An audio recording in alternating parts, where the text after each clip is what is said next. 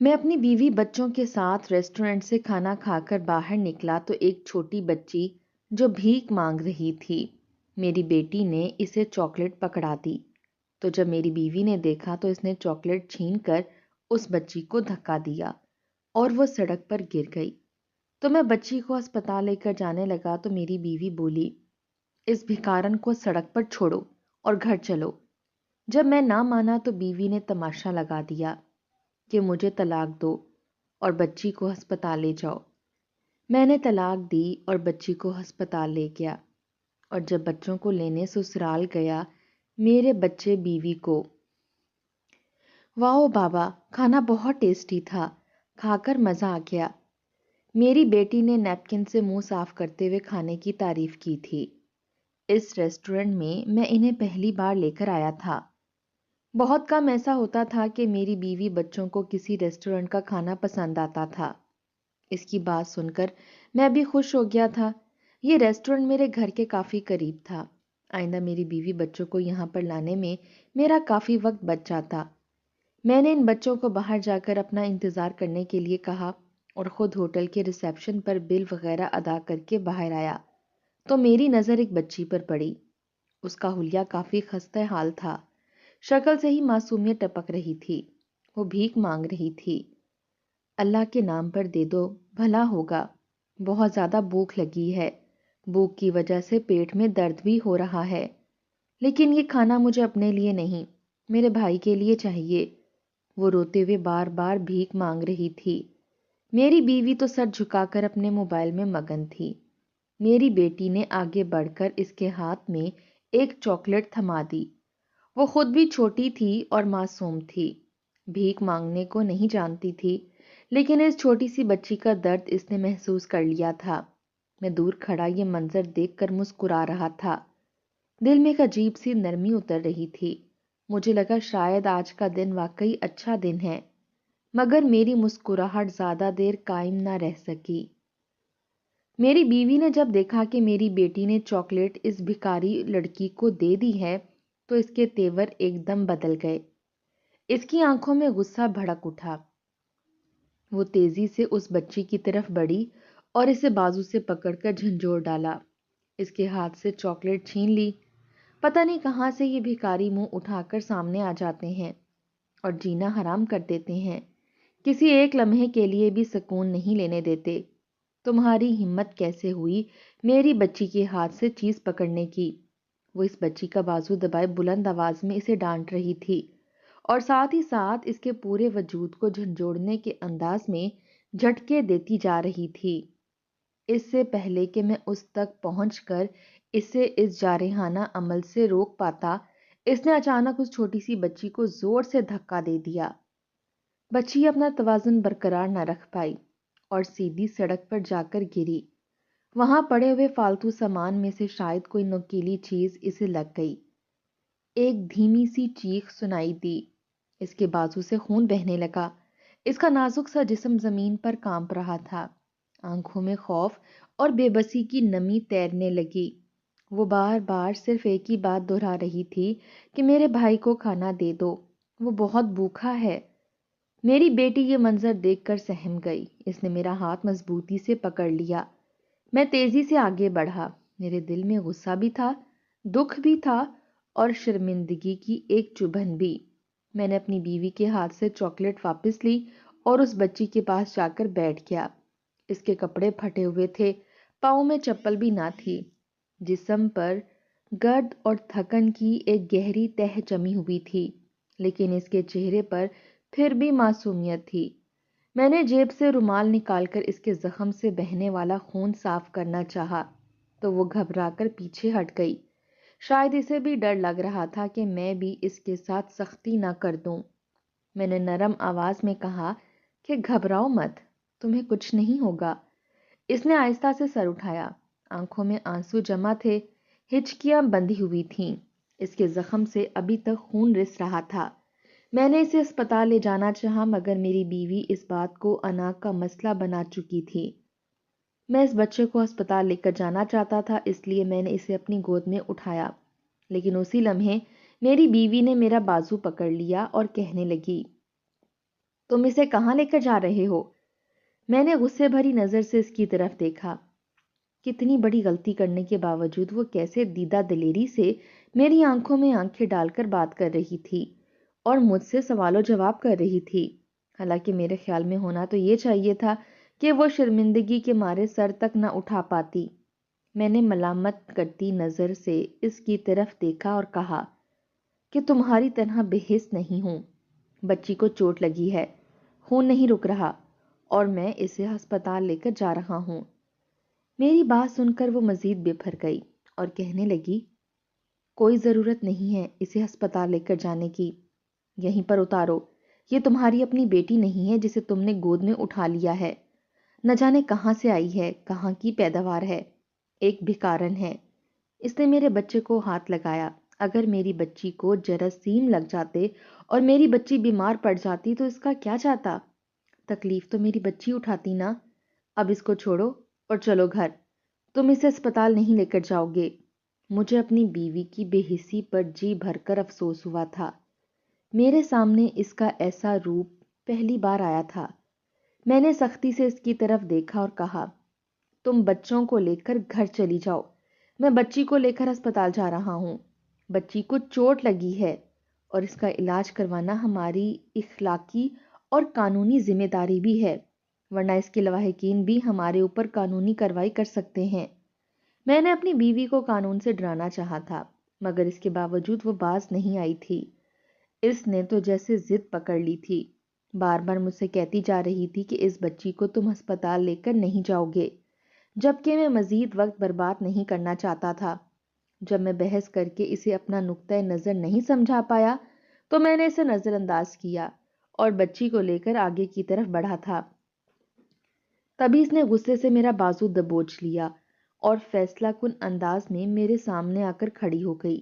اس کے تیور میرے لیے بہت ہی حیرت انگیز تھے۔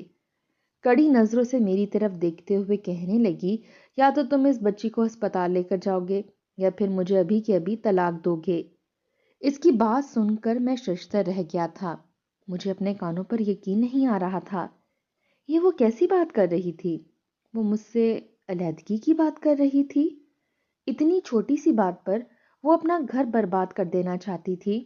اس کے ساتھ ساتھ میرے بچوں کو دوہری شخصیت کے ساتھ جینے پر مجبور کر دینا چاہتی تھی؟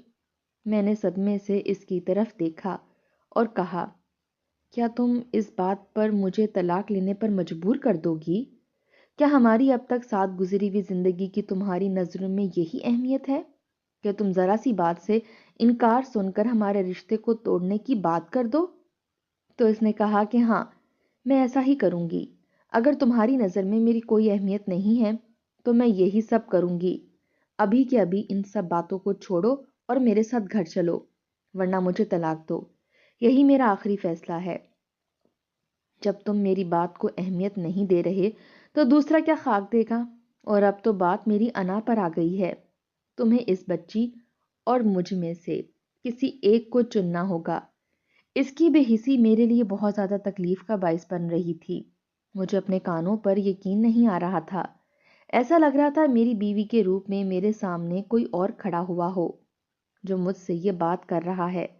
وہ مجھ سے بہت محبت کرتی تھی، میرا بہت خیال رکھتی تھی، میری ذرا سی تکلیف پر تڑپ جایا کرتی تھی، یا شاید اتنے برس اس نے صرف دکھاوا کرتے ہوئے گزار دیے تھے۔ بہرحال میں نے بچی کو مضبوطی سے اپنے بازوؤں میں پکڑا۔ اب بات میری بھی انا پر آ گئی تھی۔ کہتے ہیں مرد کی انا کو کبھی بھی نہیں للکارنا چاہیے، ورنہ عورت ہمیشہ خسارے میں رہتی ہے۔ اس کے خسارے کا بھی آغاز ہو رہا تھا۔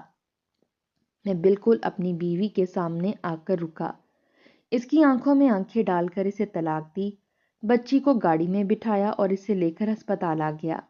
طلاق ملنے کے بعد میری بیوی کے تاثرات بہت عجیب سے ہو گئے تھے، جو بالکل بھی میری سمجھ میں نہیں آ رہے تھے۔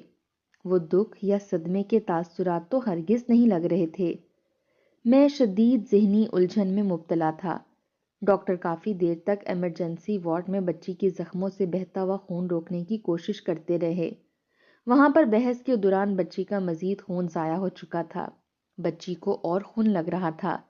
کئی گھنٹوں کے انتظار کے بعد ڈاکٹر نے مجھے اس بچی کی جان خطرے سے باہر ہونے کی نوید سنائی تو میری سانس میں سانس آئی اور میں سارے واقعے کو نئے سرے سے سوچنے لگا۔ اپنے جذباتی پن پر بھی غصہ آیا۔ مجھے ایسا کوئی قدم نہیں اٹھانا چاہیے تھا۔ اگر میری بیوی نے کم عقلی کا مظاہرہ کیا تھا تو کم از کم میں ہی عقل سے کام لے لیتا۔ کیسے اتنے سالوں کے رشتے کو میں نے بھی پل بھر میں ختم کر دیا تھا۔ کہتے ہیں غصہ عقل کا دشمن ہوتا ہے۔ میری بیوی غصے میں مجھ سے طلاق کا مطالبہ کر بیٹھی، جبکہ میں نے غصے میں اسے طلاق دے دی۔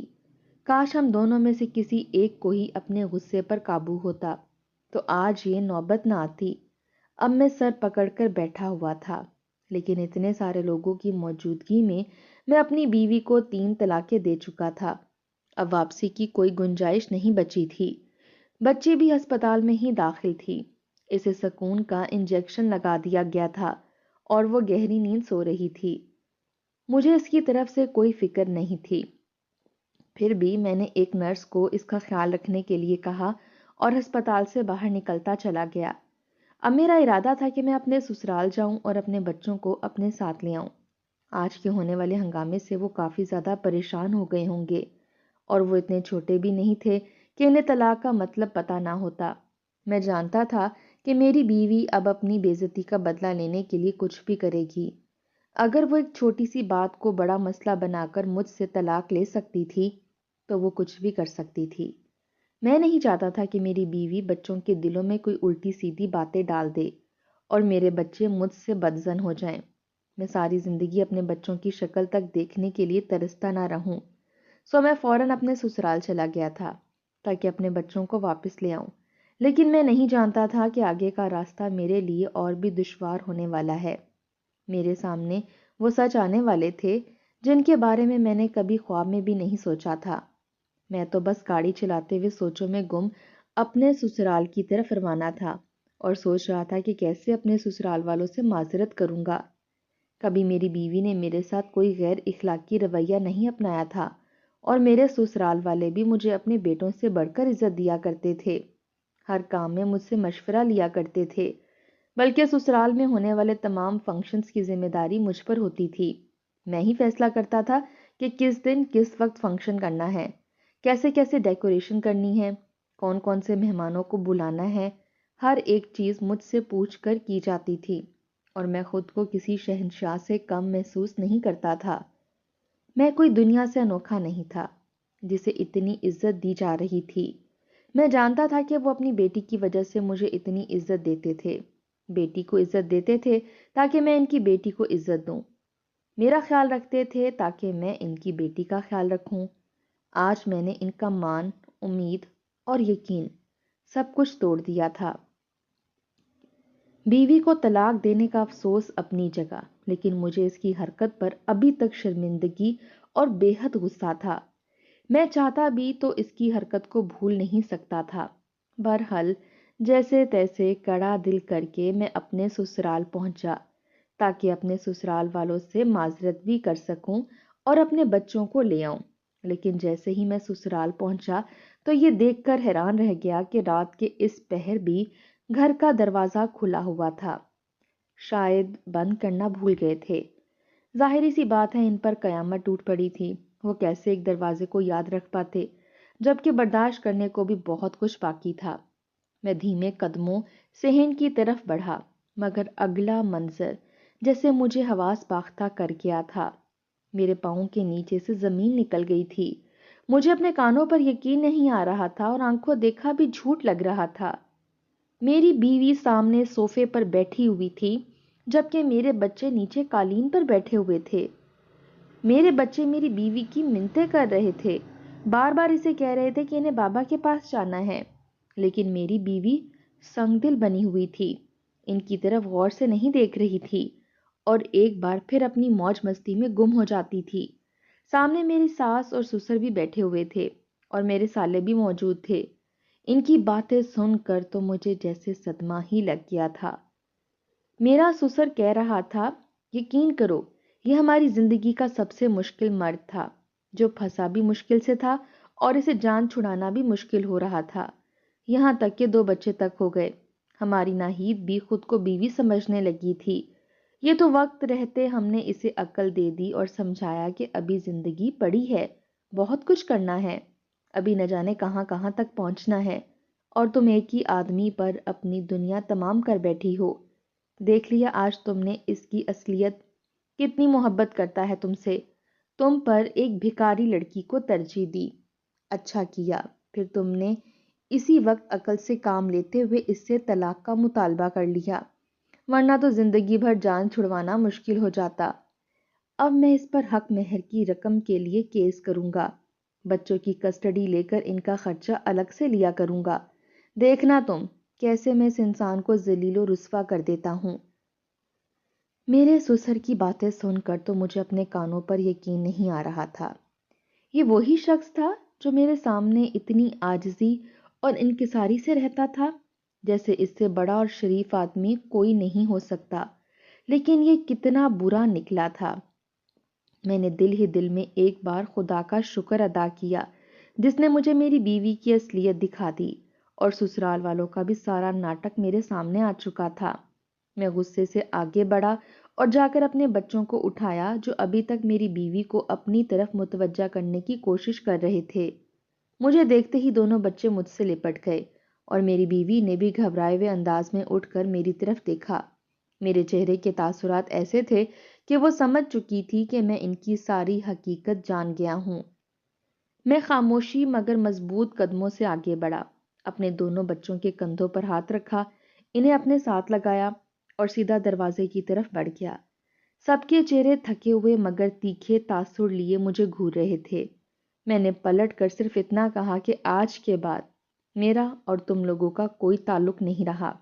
بچوں کے راستے میں آنے کی کوشش مت کرنا، ان کی پرورش اور ان کی حفاظت اب میری ذمہ داری ہے۔ جن لوگوں کے دل پتھر ہو جائیں وہ رشتوں کے قابل نہیں رہتے۔ اس گھر میں نہ محبت ہے نہ عزت ہے، بلکہ حساب کتاب کی منڈی ہے۔ میں اپنے بچوں کو اس منڈی کا حصہ نہیں بننے دوں گا۔ اتنا کہہ کر میں بچوں کا ہاتھ تھامے دروازے سے باہر نکل آیا۔ میرے پیچھے چیختی ہوئی آوازیں تھیں مگر میرے قدم اب رکنے والے نہیں تھے۔ میں انہیں لیے سیدھا گھر پہنچا۔ اگلے چند دن قانونی کاغذات اور ہسپتال کے چکر میں گزر گئے۔ میں نے خود کو سنبھال لیا تھا مگر اندر ایک خلاصہ رہ گیا تھا۔ چند روز بعد مجھے ایک قانونی نوٹس موصول ہوا۔ اس میں حق مہر کی بھاری رقم کا مطالبہ تھا، ساتھ ہی دھمکی امیز لہجہ کہ رقم ادا نہ کی تو مقدمہ ہوگا۔ یہ دیکھ کر میرے اندر غصے کی ایک لہر اٹھی۔ قصور انہی کا تھا، غلطی انہی کی تھی، سنگ دلی بھی انہی کی تھی، مگر پھر بھی سر اٹھا کر مطالبہ کرنے والے وہی لوگ تھے۔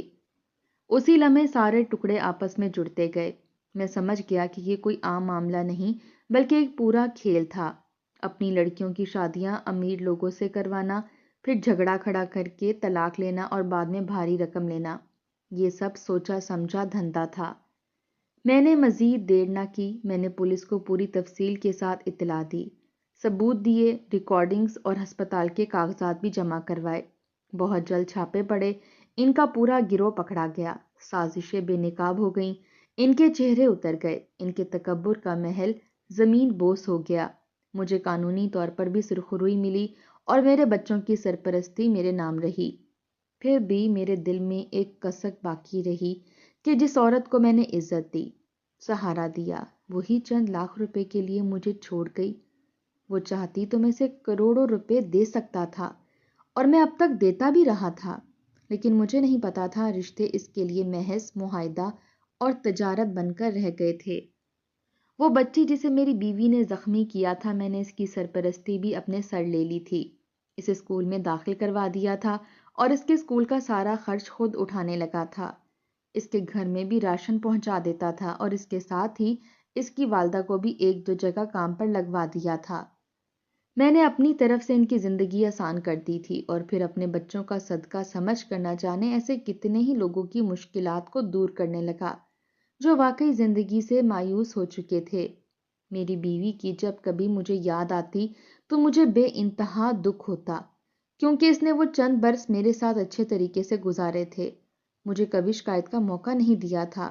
بس میں ہی نہیں سمجھ پایا تھا کہ وہ یہ سب کچھ اداکاری کی طور پر کر رہی ہے، اسے مجھ سے یا میرے بچوں سے کوئی انسیت نہیں ہے، حالانکہ وہ اس کے بھی بچے تھے۔ بہرحال میں نے جلد اس خود غرض عورت کو بھلا دیا تھا، کیونکہ میں جان گیا تھا انسان کی اصل قدر اس کے دل کی نرمی اور انسانیت سے پہچانی جاتی ہے، نہ کہ مال و دولت سے۔ غرور، انا اور لالچ صرف رشتے نہیں توڑتے بلکہ انسان کے کردار کو بھی برباد کر دیتے ہیں۔ مشکل میں پڑے کمزور کی مدد کرنا ہمارا فرض ہے، چاہے لوگ کچھ بھی کہیں۔ غصہ اور ضد میں کیے گئے فیصلے زندگی بھر کا پچھتاوا بن سکتے ہیں، اس لیے ہمیشہ برداشت، صبر اور سمجھداری سے کام لینا چاہیے۔ رشتے تجارت نہیں بلکہ ذمہ داری اور محبت ہوتے ہیں۔